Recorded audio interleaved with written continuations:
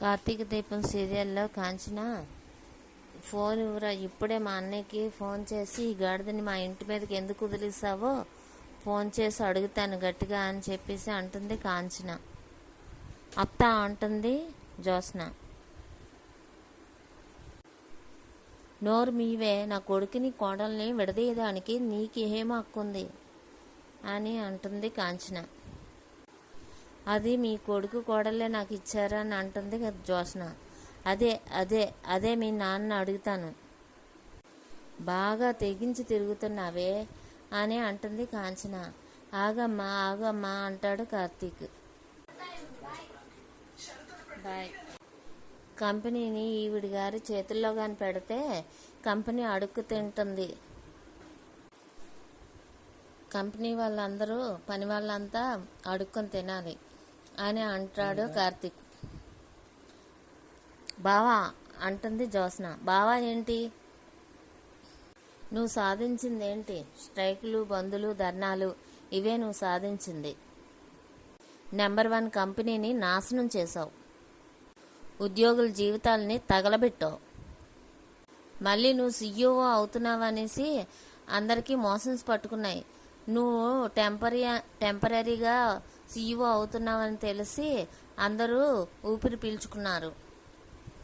Office staff అంతా ఎండలతో కాదు నీ నీ గాలితోటే చచ్చి ఊరుకుందురు నువ్వు చేసిన దెబ్బ పనికి అని కార్తీక్ అంటే, మాటలతో డామినేట్ తప్ప నువ్వేం చేయలేవు బావా అని అంటుంది జ్యోత్స్న. ఈ పొగరు వల్లే కాంపిటీషన్ పెట్టాను. అందరి సహకారంతో నెగ్గాము. ఇంతకీ మీరిద్దరూ దూరం అవడం ఏట్రా అని కాంచన అంటే, మనమేమీ కల్పవృక్షం కింద లేవమ్మా. కొన్ని ఆశించినప్పుడు కొన్ని భరించాలి అని కార్తీక్ అంటాడు. ఎంతకాలం భరించాలిరా అని ఏడుస్తుంది కాంచన. 2 వారాలే అంటాడు కార్తీక్. ఈ 2 వారాలు దీపను వదిలేసి ఎలా ఉండగలవరా అని కాంచన అడిగితే, ఆషాఢం ఎలాగా మేము వేరుగా లేము, ఇది ఆషాఢం అనుకొని వేరుగా ఉంటామమ్మా అని అంటాడు కార్తీక్. కాకపోతే భార్యని పుట్టింట్లో కాదు అత్తింట్లో వదిలేసి వెళ్ళిపోతున్నాను అంటాడు కార్తీక్. దీప వెళ్ళి నా బ్యాగ్ తీసుకురా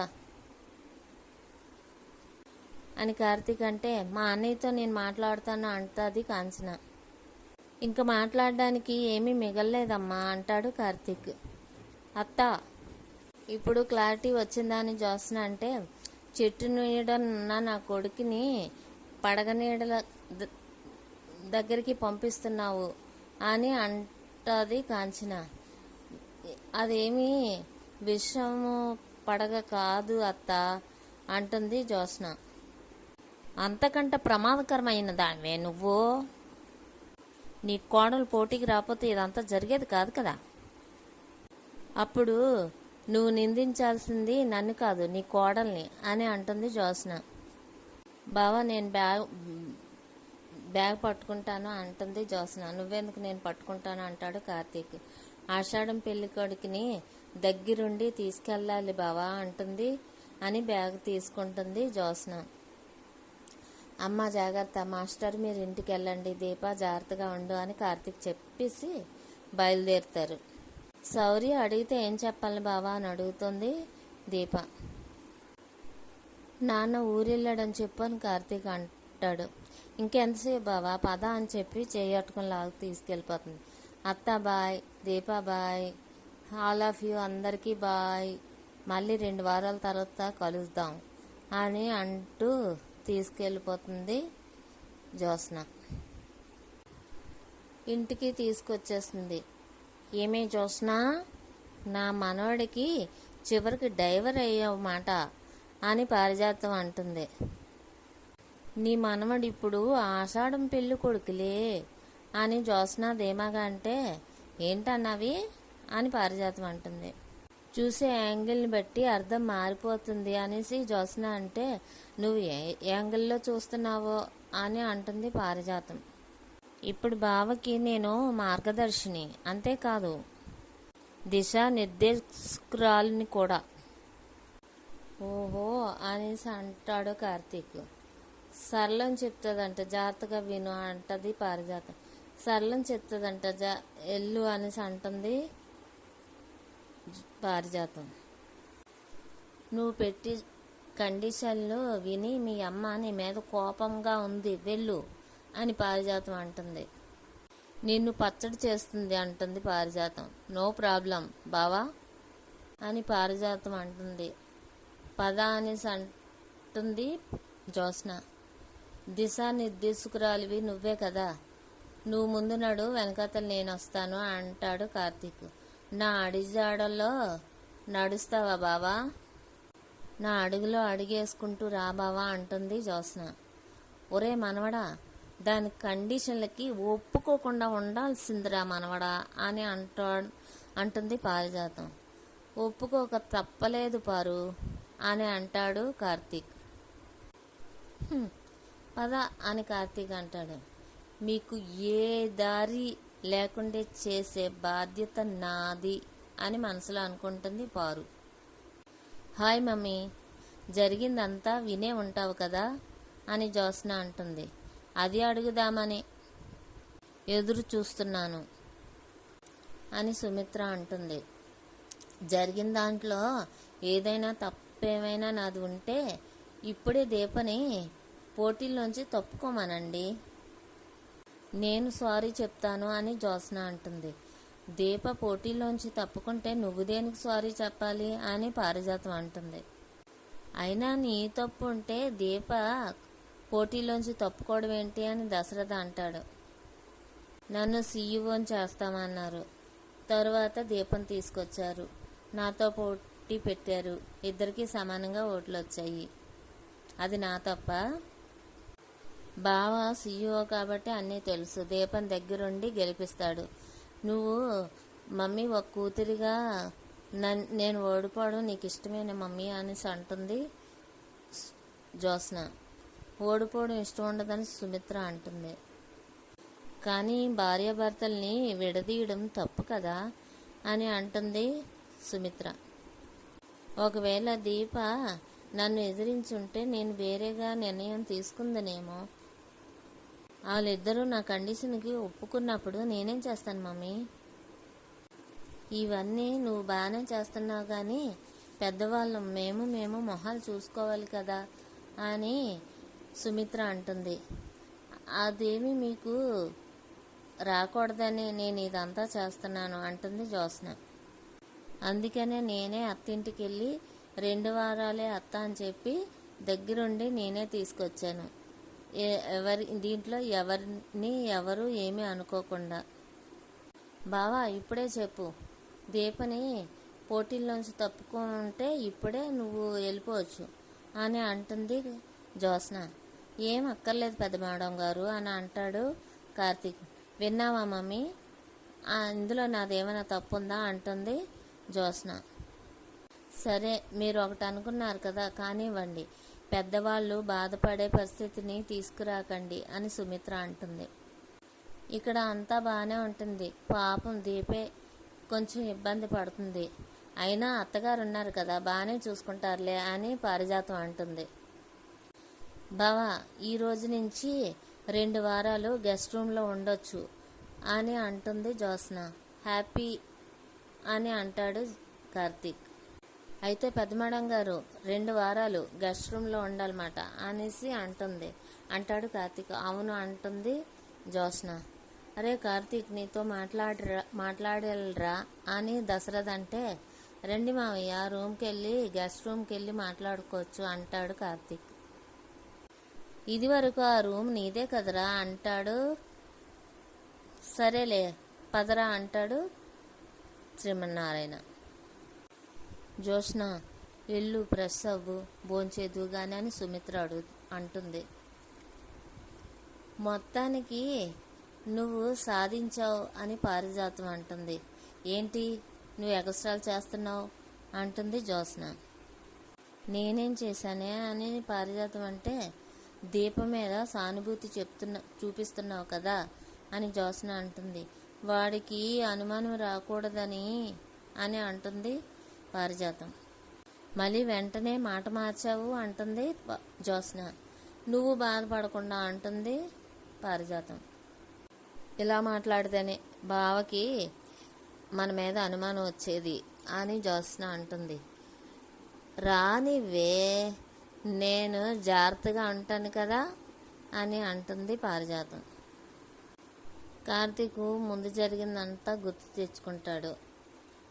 ఆ తర్వాత దశరథ వస్తాడు. అరే, నేను సంజయ్సి చెప్పుకోవాల్సిందేరా అని అంటాడు. నువ్వెందుకు అన్నయ్య మామయ్య సంజయ్ చెప్పుకోవడం అంటాడు కార్తీక్. నీకు చెప్పకపోయినా మా చెల్లికి బావకి చెప్పాల్సిందే అంటాడు దశరథ. లేదంటే నేను తప్పు చేసిన మనిషిగా నిలబడిపోతాను అని అంటాడు దశరథ. అయితే ఉదయం ఇంటికి వెళ్ళి మాట్లాడా మామయ్య అని అంటాడు కార్తీక్. అయితే అంతవరకు నేను ఉండలేను అంటాడు దశరథ. అయితే ముందుగా దీపకి సారీ చెప్పాలిరా అని అంటాడు దశరథ. మామయ్య అంటాడు కార్తీక్. నీ భార్య కడుపుతో ఉంది, కడుపుతున్న భార్యని భర్తకు దూరం చేయడం తప్పు కదా అని శ్రీమన్నారాయణ అంటాడు. అయితే ఫోన్ చెయ్యి అంటాడు శ్రీమన్నారాయణ. ఇక్కడేమో అత్త వంట ఏం చెయ్యాలి అంటే వండుకొని తిను, మొగుడిని నమ్మేసావు కదా అని కాంచన అంటుంది. ఎల్లు, మొగుడిని పదవి కోసం తాకట్టు పెట్టావు కదా, ఎల్లు అనేసి తిడుతుంది. అగో ఎల్లు, ఫోన్ మోగుతుంది అనేసి అంటుంది కాంచన. దీప ఫోన్ తీస్తుంది. ఎవరు అని అంటే నా అని దశరథ్ గారు అని చెప్తుంది. నన్ను పూర్తిగా మర్చిపోయినట్టున్నాడు, అందుకే నీకు ఫోన్ చేశాడు, ఈ చెల్లి గుర్తులేదు అని అంటుంది కాంచన. హలో అంటుంది దీప. అమ్మ భోంచేసావమ్మా అని అడుగుతాడు దశరథ. బావ భోంచేశారా అని దీప అంటుంది. ఆయన భోంచేశారా బావా అని అంటుంది దీప. నన్ను క్షమించమ్మా అని అంటాడు దశరథ. నువ్వేం తప్పు చేసావని అంటాడు దశరథ. చేసిందంతా చేసి ఇప్పుడు క్షమాపణలు అడుగుతారా, ఆ ఫోన్ ఇటువు కాంచన అంటుంది. మా అత్తయ్య ఫోన్ ఇమ్మంటున్నారు అని దీప అంటే మళ్ళీ పర్మిషన్లు కూడా తీసుకోవాలి అని కాంచన అంటుంది. ఏంటన్నయ్య, పని వాళ్ళే కదా, వీళ్ళ జీవితాలతో నీ కూతురు ఎలా ఆడుకున్నా పర్వాలేదని అనుకుంటున్నావా? మీరు కళ్ళు తెరిచే ఉన్నారా, గాంధారిలాగా కళ్ళకు గంతలు కట్టుకొని ఉన్నారా? మీ కూతురు ఇంత అన్యాయం చేసినప్పుడు దానికి బుద్ధి చెప్పడం మానేసి నా కోడలికి క్షమాపణ చెప్పడానికి ఫోన్ చేసావా? కడుపుతో ఉన్న నా కోడళ్ళ ఉసురు నీ కూతురికి తగులుతుందని తెలీదా అని కాంచన అంటే అత్తయ్య అని దీప అంటుంది. అలా మాట్లాడకండి అంటుంది దీప. అలా మాట్లాడకపోవడం వల్లే మనల్ని పని వాళ్ళ కంటే హీనంగా చూస్తున్నారు, మన జీవితాలతో నచ్చినట్టు ఆడుకుంటున్నారు. ఓ మీకే, మీరు మీ కంపెనీలు అందరూ సంతోషంగా ఉన్నారు, మేమే గాలికి చెదిరిపోయిన పక్షిలాగా ఏడుస్తూ ఉన్నాను అని కాంచన అంటుంది. జరిగిన దానికి బాధపడకమ్మా అని దశరథ్ అంటే, జరిగిన దానికి పాయసం చేసుకొని తినమంటావా బాధపడకుండా? కడుపుతో ఉన్న నా కూతుర్ని తీసుకెళ్ళి ఆఫీసులో కూర్చుని పెడతారా? ఇది అసలు మీకు న్యాయంగా ఉందా? నాన్నకి ఫోన్ ఇవ్వు, ఇంటికి పెద్ద మనిషి కదా. న్యాయం కొడుకు పిల్లలకేనా, కూతురు పిల్లలకి లేదా? ఎంత పక్షపాతం చూపిస్తున్నారేమన్నయ్య. ముందు నాన్నకు ఫోన్ ఇస్తావా, ఇంటికొచ్చి మాట్లాడమంటావా అని కాంచన అంటుంది. నాన్న మాట్లాడు అంటాడు దశరథ. నా వల్ల కాదు, నేను తట్టుకోలేను అని శ్రీమన్నారాయణ అంటే, నేను మాట్లాడతానంటాడు కార్తీక్. నువ్వు దాని పనులన్నీ చూసి నువ్వు దానిది తెలియని వయసు అనుకున్నాను, కానీ ఆ కాకర్స్ చిన్నతనంలో కాల్చి పక్కింట్లో పడేసినప్పుడు అది చిన్నపిల్ల అనుకున్నాను, కానీ దాని నైజమే ఇది అని ఇప్పుడు తెలిసింది. అప్పుడు నేను అలాగనే ఊరుకున్నాను, ఇప్పుడు మీరు అలాగనే ఊరుకున్నారు అని కాంచన ఏడుస్తుంది. అది కాదమ్మా అంటాడు దశరథ. వీలైతే నాన్నకి నా మాటగా చెప్పు. ఊపిరి ఆడక అమ్మ ఊపిరి వదిలేసింది, ఇప్పుడు నేను ఊపిరుండి కూడా చచ్చిపోయాను అని అంటుంది కాంచన. జీవితం చూసిన మనిషి కదా, ఆయనకి బాధ అంతా అర్థమవుతుంది అని ఏడుస్తుంది. ఫోన్ పెట్టేస్తుంది. అత్తయ్య ఆ మాటలు వింటే వాళ్ళు ఎంత గాయపడి ఉంటారు అని దీప అంటుంది. నీకు నా మాటలే గాయపడినట్లు అనిపిస్తే నేనెంత గాయపడి ఉంటాను అని అంటుంది కాంచన. తాత మాటలు వింటే ఎంత బాధపడి ఉంటారో అనేసి అంటుంది దీప. ఇక్కడేమో నా కూతురి మాటలు వింటుంటే నేను చచ్చిపోవాలన్నట్టుగా ఉంది అని అంటాడు శ్రీమన్నారాయణ. మీరే దీప కోసం చెప్పి నన్ను కన్విన్స్ చేశారు, ఇప్పుడు నింద నేను మోస్తున్నాను, కన్నీళ్ళు నా కూతురు మోస్తుంది. మీరు ఏం చేస్తారో నాకు తెలియదు. రేపు ఉదయం కల్లా నా కూతురు నవ్వుతూ ఉండాలి, లేదంటే నేనేం చేస్తానో. ఏం చేస్తాడనుకున్నారు? మోగవాడిలాగా 4 గోళ్ల మధ్య ఉండిపోతాను అని కుంటూ వెళ్ళిపోతాడు శ్రీమన్నారాయణ. నాన్న అంటాడు దశరథ. ఇప్పుడు ఏం చేద్దాం కార్తీక్ అంటాడు దశరథ. నేను చెప్పినట్టు చెయ్యు అంటాడు కార్తీక్. ఏం చేసినా నాన్న కోపం పోవాలి, నా చెల్లు బాధ పోవాలి అని అంటాడు దశరథ. మీరే చెయ్యాలి మామయ్య అంటాడు కార్తీక్. ఏం చెయ్యాలి అంటాడు దశరథ. ఇప్పుడు వరకు కూతురు కోసం చేశాను, ఇప్పుడు తండ్రి కోసం చెల్లి కోసం చేస్తాను. చెప్పరా, ఏం చేయమంటావు చెప్పరా అని అంటాడు దశరథ. ఎవరు బాధపడకుండా ఉండాలంటే అదే చెయ్యాలి, అదే చేద్దామని చెప్పి ఏదో చెప్పేస్తాడు కార్తీక్. ఇక్కడ ఎలా ఉండగా ఈరోజు ఫస్ట్ డే ఆఫీస్కి వెళ్ళాలి కదా, మనవరాలు ఎలా ఉంది అని అనుకుంటూ ఉంటుంది పారిజాతం. ఎలా ఉంది అనుకొని వస్తుంది జ్యోత్స్న. అద్దరిపోయిందే అంటుంది పారిజాతం. ఫస్ట్ డే ఆఫీస్కి వెళ్ళాలనుకుంటే ఈ మాత్రం ఉండాలి అని అంటుంది జ్యోత్స్న. దీప కూడా వస్తుంది కదా అని అంటుంది పారిజాతం. దాని బొంద, అది మొగుడు దూరమయ్యాడని ఏ దారిమందమో పట్టుకొని ఏడుస్తూ కూర్చుంటుంది ఒక మూల అని అంటుంది జ్యోత్స్న. అదే జరిగితే ఎంత అని అంటుంది పారిజాతం. ఏంటి బాగుంటుంది అన్నపోయి ఆగిపోయావే అంటుంది జ్యోత్స్న. తలెత్తి చూడవే అంటుంది పారిజాతం. హాయ్ మేనకోడలా, ఎలా ఉన్నావు అని కాంచన అంటుంది. అదేంటి ఎందుకు వచ్చారు అని అంటుంది జ్యోత్స్న.